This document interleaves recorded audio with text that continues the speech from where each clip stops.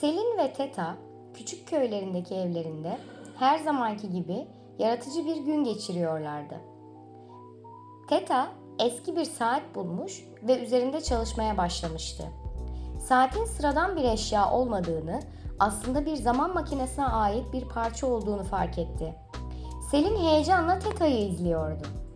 Teta, saat üzerinde saatlerce çalıştıktan sonra onu aktif hale getirdi ve minik bir zaman yolculuğu cihazı oluşturmayı başardı.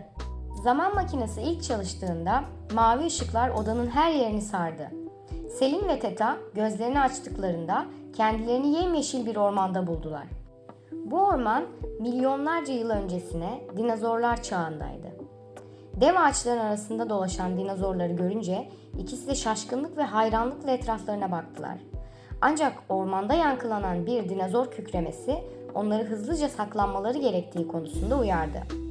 Tehlikeden kurtulduktan sonra Teta zamanı yeniden ayarladı ve bu kez geleceğe yolculuk yaptılar. Kendilerini yüksek teknolojili bir şehirde buldular.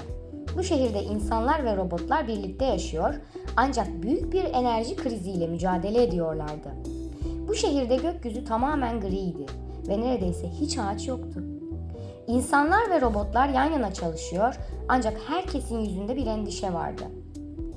Şehirdeki dev ekranlarda sürekli enerji yetersizliği ile ilgili uyarılar geçiyordu.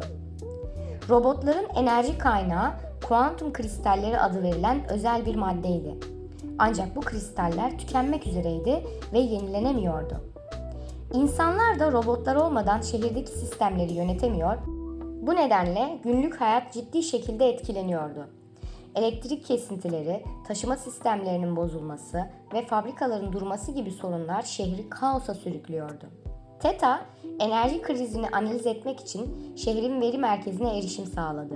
Burada enerji kullanımının aşırı yüksek olduğunu ve sistemlerin gereğinden fazla tüketim yaptığını fark etti. Ayrıca doğanın tamamen yok edilmesi nedeniyle şehirde yenilenebilir enerji kaynaklarının hiç kullanılmadığını öğrenmişti. İnsanlar teknolojik gelişmeler sırasında doğayı göz ardı etmiş, bu da enerji krizini daha da derinleştirmişti.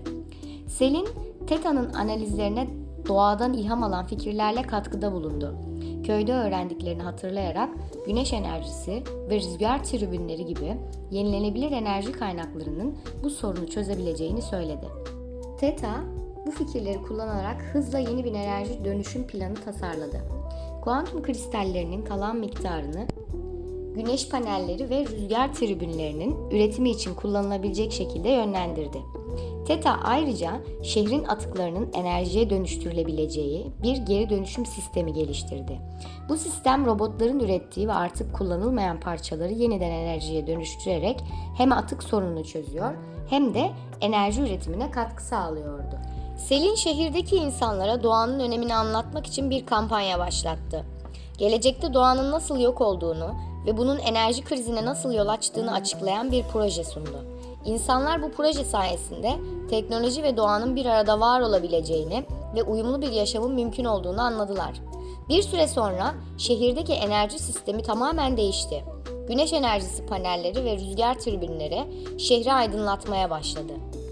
Geri dönüşüm sistemi sayesinde robotlar için yeni enerji kaynakları üretildi. Şehirdeki gökyüzü yavaş yavaş açıldı ve insanlar doğayı yeniden yeşillendirmek için ağaç dikmeye başladılar. Selin ve Teta bu değişimi gördüklerinde büyük bir mutluluk duydular. Gelecek nesiller için önemli bir fark yaratmışlardı. Zaman makinesine geri dönerken bu yolculuktan öğrendiklerini kendi köylerinde uygulamak için planlar yapmaya başladılar. Enerji krizini çözmek onların dostluğunu ve yaratıcılığını bir kez daha kanıtlamıştı. Bu macera hem doğanın hem de teknolojinin uyum içinde çalışabileceğini gösteren bir ders olmuştu.